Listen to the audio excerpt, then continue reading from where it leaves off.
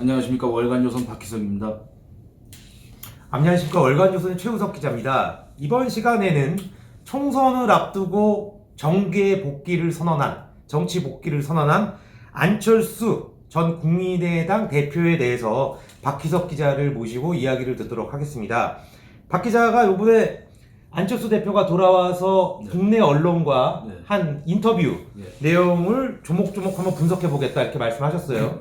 아니 근데 분석할 가치가 있는지는 모르겠습니다만 어쨌든 한때 대선 주자로서 3등 했었지 않습니까?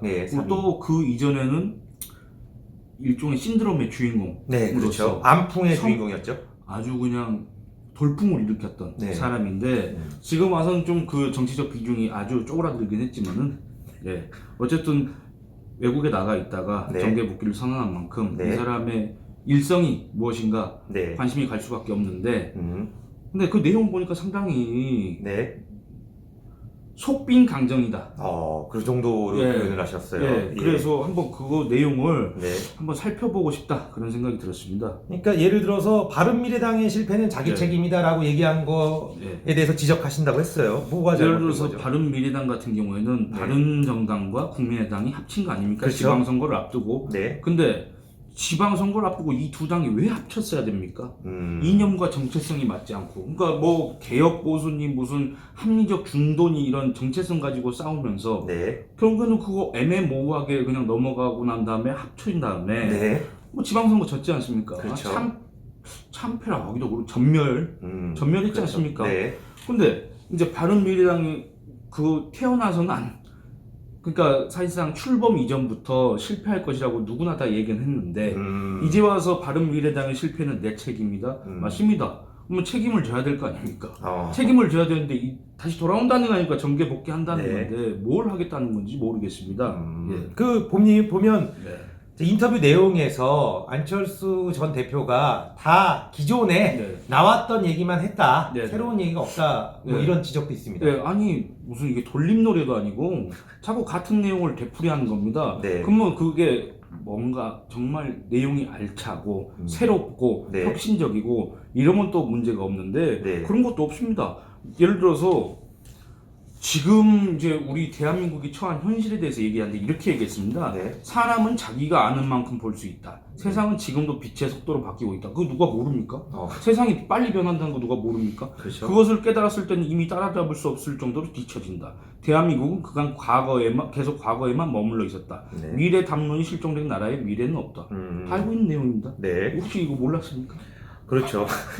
그러니까 박 기자의 지적은 알맹이가 없습니다. 그렇죠. 문제 제기는 있고 그에 대한 대안이 없다는 것 같아요. 이런 문제 의식은 우리 대한민국 국민이라면 지금 누구나 다 느끼고 있는 건데 거기에 대한 해법, 대안을 지금 우리가 못 찾아서 혼란스러운 거 아닙니까? 그러면 최소한 자기가 정치 지도자를 자처한다면 어떤 중량급 정치인을 자처한다면 이런 거에 대한 대안, 물론 내가 국내에 돌아가서 확 폭탄처럼 터트려야지 이런 것도 있어야 되겠지만은 그래도 정계 복귀를 선언하고 나서 첫 언론과의 인터뷰였으면은 국민들한테 희망적인 메시지를 줘야 될 거 아닙니까? 자기가 외국에 나가서 뭘 연구했는지. 근데 그런 게 없었지 않습니까? 그러니까 언론 인터뷰는 질문도 좋고 잘했는데 그거에 대한 답변이 약간 좀 미숙한 것 같습니다. 그렇습니다.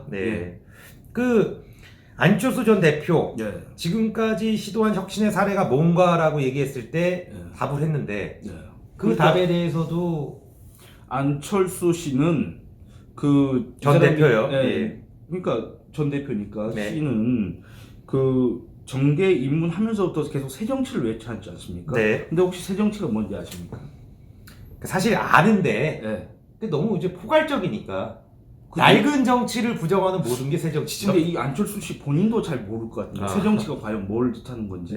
새 정치는 박근혜 문재인이 아닌 내가 집권한 게 새 정치 이런 식으로 생각할 수도 있을 텐데 어쨌든 지금 현재 야권에서 제기되고 있는 소위 보수 대통합 문제에 대해서 질문을 했더니 야권은 통합이 아니라 혁신이 우선이다. 지금 진영 간 우열은 확실하게 좌파로 넘어갔다. 이렇게 얘기를 했습니다. 그러니까 혁신이 우선이라는 건데 안철수 씨가 지금 정계에 입문하고 8년이 지났는데 지금까지 혁신한 게 뭐가 있습니까? 근데 혁신할 위치에 없었던 거 아닙니까? 아니 그래도 대선 주자도 됐었고 그다음에 제3당의 대표도 했었고 네. 그렇지 않습니까? 그렇죠. 그리고 한때는 또 제1당의 공동대표였고 새정치민주연합 그렇죠. 김한길 씨하고 네. 뭐 했습니까 혁신? 그때는 뭐하고 지금 와서 다시 혁신을 얘기합니까? 네. 예, 그렇습니다. 그리고 이제 좌파로 넘어갔다. 이제 또 사진을 보여드려야 되는데 네. 오늘은 이제 이 안철수 씨에 대해서 얘기를 하고 있지 않습니까? 근데 좌파로 넘어갔답니다. 근데 제가 지난 영상에서도 얘기했지만 네. 좌파로 넘어가게 한데 일조를 한 사람이 바로 이 안철수 씨입니다. 네. 그렇지 않습니까? 네. 다른 설명 안 하고 네, 이 사진만 봐도 예, 이 사진 보시면 일조했지 않습니까? 근데 지금은 이 두 분이 별로 사이가 안 좋은 것 같던데. 그리고 이게 언제인지 아십니까? 아, 그렇죠. 이게 2012년 대선 예. 때입니다. 둘이 후보 단일화 논의를 하면서 요 만났는데 요 보시면 약간 문재인 남쪽 대통령 눈빛이 좀 오묘한데. 근데 이게 사진 기자분이 찍었을 텐데 잘 찍었네요. 네. 표정을. 어쨌든 이렇게 손잡았던 사람이 누굽니까? 그래서 좌파를 지원했던 사람이 누굽니까 도대체? 그러니까요. 예? 그래놓고 이제 와서 마치 자기는 제3자 관찰자인 것처럼 얘기하는데 좌파에게 넘어갔다? 넘어가게 한 사람이 누군데 지금? 그래서 기자가 굉장히 질문을 잘했습니다. 좌파를 비판을 하고 있지만 좌파와 손잡은 사람이 누군가? 아니 그러니까 이건 이제 제가 쓴 건데. 아, 그렇습니까? 예. 이런 질문한 게 예. 아니라. 그러니까 이게 안철수 씨가 유명한 명언을 하나 남기지 네, 그렇죠, 않았습니까? 그렇죠. 예. 자기의 정체성에 대해서 묻자. 안보는 보수, 경제는 진보. 예. 경제는 진보입니다. 네. 근데 과연 안철수 씨가 안보적으로 네. 보수적 관점을 견지하고 있는지 그건 제가 잘 모르겠지만 네. 경제적으로 진보? 이 사람도 경제적으로 진보라서 이 두 사람하고 어떤 일정 부분 공감대가 형성됐었기 때문에 손잡았던 거 아닙니까? 그렇죠. 아니 공감대가 전혀 없는데 손을 잡을 수가 있습니까 사람이? 예? 그렇죠. 네. 그래서 참 이때부터 안철수 씨한테는 간철수 아니냐? 네. 간보기. 네. 네, 간철수 아니냐 이런 비판이 있었지 않습니까? 네. 근데 지금 와서도 마치 뭐 자기가 무슨 좌파 집권의 문을 연 장본인이면서 마치 좌파 세력들을 막아낸 대항마로서 네. 자기가 자리매김하겠다 이런 식의 주장을 하고 있는 것 같아서 네. 솔직히 이거 보는 사람 입장에서는 좀 어이가 없었습니다. 예. 지금 보니까 인터뷰를 보면 안철수 전 대표는 합리적 중도 참 좋아요 용어가. 네, 네. 그걸 좀 내세운 것 같아요. 그러니까 이것도 새정치하고 마찬가지인데 네. 도대체 합리적 아니 중도면 중도지 네. 합리적 중도와 비합리적 중도가 있습니까? 네. 네? 아니 저 너무 궁금한 게 네. 도대체 합리적 중도라는 건 뭘 뜻하는 건지 모르겠습니다. 다 애매합니다. 네. 다 뭘 혁신하겠다는 겁니까? 어떻게? 방법론이 없지 않습니까? 네. 뭐 합리적 중도? 그러면 비합리적 중도는 우리나라에 몇 퍼센트나 됐습니까? 유권자 지형 중에서. 네. 다 실체가 없는 말들입니다. 추상적인 말들. 네. 그리고 이제 기자가 이렇게 물었을 때 이제 안철수 씨가 이렇게 얘기를 한 겁니다. 네. 조국 사태를 통해 문재인 정부도 우리 모두의 대통령이 아닌 반쪽 대통령, 통합의 리더가 아닌 진영이 대표주자라는 게 명확히 드러나지 않았나 이렇게 얘기를 했는데 이거는 문재인 남쪽 대통령이 집권하면서부터 거의 사실상 예고됐던 거 아닙니까? 그럼요. 누구나 다 얘기. 아니 뭐야 적폐청산 해가지고 네. 다 했던 거 아닙니까? 근데 이제 와서 조국 사태를 통해서 드러났다. 너무 때늦은 거 아닙니까? 그러니까 이 사람의 어떤 현실 인식 능력이 네. 이것밖에 안 되나? 약간 좀 실망스러운 부분이 있습니다. 그러니까 독일이랑 미국에서 열심히 이제 공부를 했는데 네. 선진국의 정치를 보면서 네.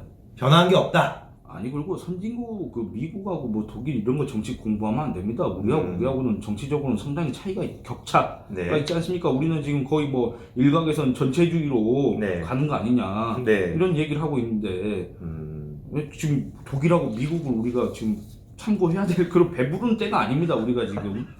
그리고 안철수 씨가 뭐라 했냐면 인터뷰에서 내가 무엇이 되는가에는 관심이 없다. 우리 그렇습니까? 정계의 혁신, 우리 야권의 혁신, 새 정치를 위해서 자기가 정계 복귀를 하는 거다 이런 식으로 주장을 했었는데, 근데 그럼 왜 합니까 정계 복귀를? 연구나 하고 있지 그냥? 아니 도대체 왜 하는 겁니까? 자기가 뭐가 되는가에 정말 관심이 없다면 야권의 혁신에 관심이 있다는 거 아닙니까?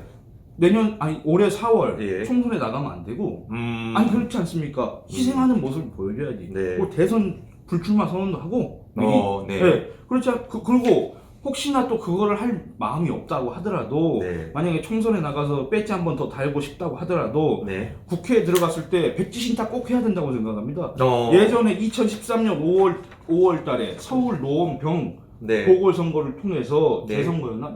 네, 재선거를 통해서 국회에 입성했을 때 이 사진이 뭔지 아십니까? 이 사람 그 강창희 국회의장. 강창희 국회의장인데 이 당시 이 안철수 씨가 네. 안랩 주식을 백지신탁해야 되는데 네. 자기는 거기 그런 상임위로 갈 수가 없다. 백지신탁 어. 못하겠다 해가지고 국회의장 찾아가서 지금 부탁을 하는 겁니다. 자기 그 상임위 좀 어떻게 해달라고 처리해달라고. 이거 보시면 요 자세히 보시면 네. 예, 이거 상당히 공손하게 네. 이렇게 하고 있지 않습니까? 내가 무엇이 되는가에 관심이 없고 내가 갖고 있는 기득권 이런 거에 어떻게 관심이 없다면 일단 이런 선언부터 하고 이런 실질적인 행동을 보이라는 겁니다.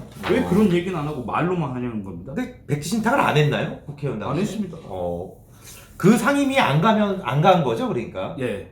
원래는 이 사람이 아마 정무위 그렇죠, 정무위. 쪽으로 배정을 받았는데 네. 이렇게 찾아가서 이렇게 두 손을 모으고 찾아가가지고 이렇게 한 다음에 복지위, 네. 보건복지위로 아마 배정을 받았을 겁니다.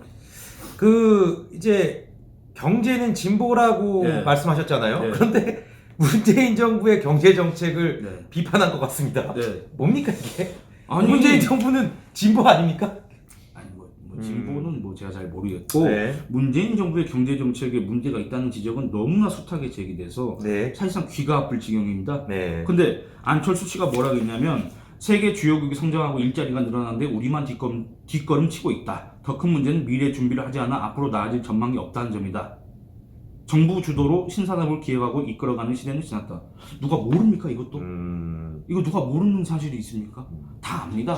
안철수 씨한테 기대하는 거는 그래도 네. 안철수 씨가 안철수 바이러스 연구소를 창업했던 그렇죠. 그리고 지금의 안내 네. 대표 의사를 지냈던 그리고 지금도 최대 주주로 아마 있을 텐데 어떤 신산업에 대한 아이디어 구상 네. 이거를 또 정부가 뒤에서 지원해 줄 수 있는 그런 어떤 아이디어를 기대했던 거지 이런 얘기 누가 못합니까? 그 이명박 전 대통령 같은 경우에는 아이디어가 있었는데. 그렇죠. 아주 실전에 강한 분이니까 네. 그분은 예. 그 다음에 제가 아까 빼먹었는데 네. 좌파 집권 시대를 만든 또 심지어 예, 그러니까 이거 보시면은 뭐라고 써 있는 겁니까? 박근혜 대통령 탄핵. 예, 이렇게 갖고 지금 두 손을 모으고 기도하고 있는 겁니까? 기도를 하고 있는 탄핵을 기도하는 겁니까? 아니 그러니까 박원순하고 손잡고 문재인하고 손잡고 그리고 박근혜 대통령 탄핵 박근혜 대통령이 탄핵돼서 문재인이 집권한 거 아니겠습니까? 그 문재인 정부가 탄생을 한 네. 거죠, 결과론적으로. 네. 예. 그래놓고서 이제 와서 무슨 좌파에 넘어갔다 이런 걱정을 하고 있습니까? 정말 좀 이해 안 되니까 이런 장면이 연출될 것이라고 전혀 예상치 못했습니까? 예상하지 못했다면 정치 지도자 대선 주자로서의 자격이 없는 겁니다. 예.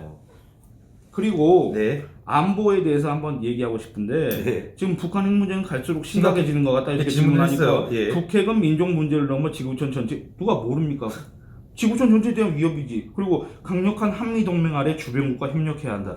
정말 초등학교 무슨 책입니까? 이런 거 뭐 어디 나옵니까? 여러분, 이게 사회책에 나오나? 예. 이때가 이제 2017년 대선 때 예. 이제 토론하는 거 아니겠습니까? 이 네. 장면인데 이거 보시면 이제 안철수 씨가 강력한 한미 동맹을 얘기했는데 네. 2016년 7월달에 뭐라 하니 사드 배치 네. 그 정부가 발표했을 때 예.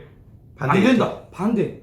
왜 그러고 나서 이때는 또 찬성을 한 겁니다. 그랬더니 이 문재인 남쪽 대통령 지금의 남쪽 대통령 당신은 더불어민주당 대선 후보가 안철수 씨한테 왜 바꿨습니까? 막 계속 물어봤습니다. 네.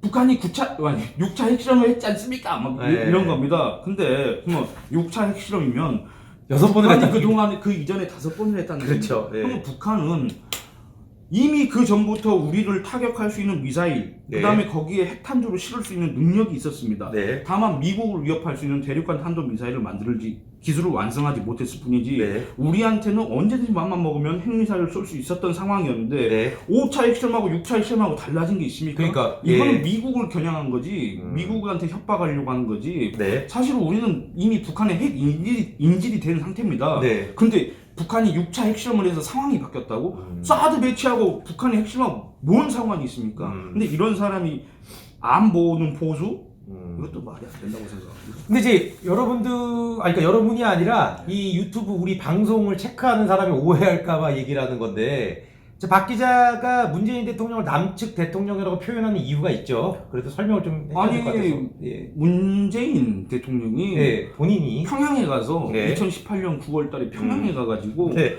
스스로 칭하기를 네. 남쪽 대통령이라고 했으니까. 그러니까요. 그리고 뭐 김정은 위원장과 평양 시민들의 불굴의 의지에 뭐 평양이 건설되는 것을 보면서 자기가 뭐 눈물이 났다는 식으로 네. 감탄을 금치 못한다. 네. 이런 식으로 얘기했지 않습니까? 네. 뭐 10만 명 모아놓고. 네. 예, 그래서 제가 얘기하는 거지. 그러면 앞으로는 대한민국 대통령이라고 그래야 됩니까? 대한민국 대통령도 그렇게 약간 좀 틀렸죠. 어디 방명록 했을 때. 대한민국을 대한미국이라고 쓸 수 있습니까? 근데 요번에 또 조선일보 보도를 보니까 2020년을 이 공을 써야 되는데 이 일을 썼다가 그걸 공으로 고쳐왔고. 2022년? 그러니까 2220년. 2220년. 예, 그리고 이게 보면은 이제 박 기자한테 이제 마지막으로 물어볼게. 지금 박 기자의 얘기를 들어보면 네. 안철수 전 대표는 하나도 변한 게 없는데 이제 복귀를 했단 말이죠. 도대체 왜 돌아오냐는 겁니다. 그러니까 이분의 미래를 어떻게 예측을 합니까? 뭐 맞출 수는 없겠지만. 예측. 그러니까 예를 들어서 이분이 아까 박 기자는 총선 또는 대선에 불출마해야 된다고 얘기를 했는데 네. 그렇게 안 할 거 아니겠습니까? 그렇습니다. 예. 예. 그러니까 이 사람이 계속 같은 얘기를 반복하듯이 네. 아마 미래도 과거의 재현이지 않을까 그런 생각이 듭니다. 그래도 뭐 많은 네. 워낙 이제 주자들이 없다 보니까 네. 보수층에서는 한때 그러니까 이 사람이 보수는 아니지 않습니까? 그렇죠. 네. 네. 스스로 칭하기를 합리적 중도. 네. 네. 사실 그 간철수 얘기가 나오기 전까지 뭐 지지율을 잠깐 1등을 차지하긴 했었죠. 지난 대선 과정을 보면. 그거는 김무성 전 새누리당 대표도 한때 대선 주자 지지율 1위였습니다. 박원순 서울시장도 도 1위였고. 아, 예. 예. 알겠습니다. 예. 박 기자를 모시고 안철수 전 대표에 대해서 아주 간략하고 짧고 정확하게 한번 짚어봤습니다. 예, 다음 이 시간에도 좋은 주제를 갖고 찾아뵙도록 하겠습니다. 말씀 한번 해주시죠. 구독과 좋아요 부탁드리겠습니다. 예, 구독과 좋아요 부탁드리겠습니다. 그리고 댓글도 많이 남겨주십시오. 예, 예. 감사합니다. 감사합니다.